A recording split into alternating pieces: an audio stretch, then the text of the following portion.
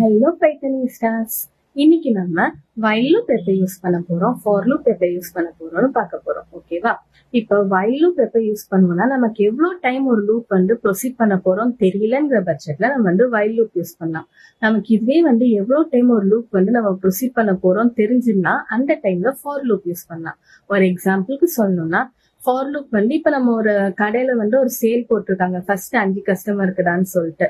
அப்ப அவங்க for loop use பண்ணிருக்காங்க. பிகாஸ் அவங்களுக்கு ஏற்கனவே தெரியும் நம்ம 5 கஸ்டமருக்கு மட்டும்தான் கொடுக்க போறோம்ட்டு.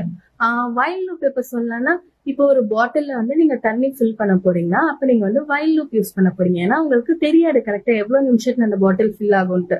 ஒவ்வொரு டைம் ஒவ்வொரு ப்ரெஷர்ல தண்ணி வரும். சோ நம்ம என்ன சொல்லுவோம்னா, இந்த பாட்டில் ஃபில் ஆற வரைக்கும் தண்ணி வான்ட்டு மட்டும் தான் சொல்ல முடியும். நம்மளால கரெக்டா ஒரு ஸ்பெசிபிக் டைம் சொல்ல முடியாது.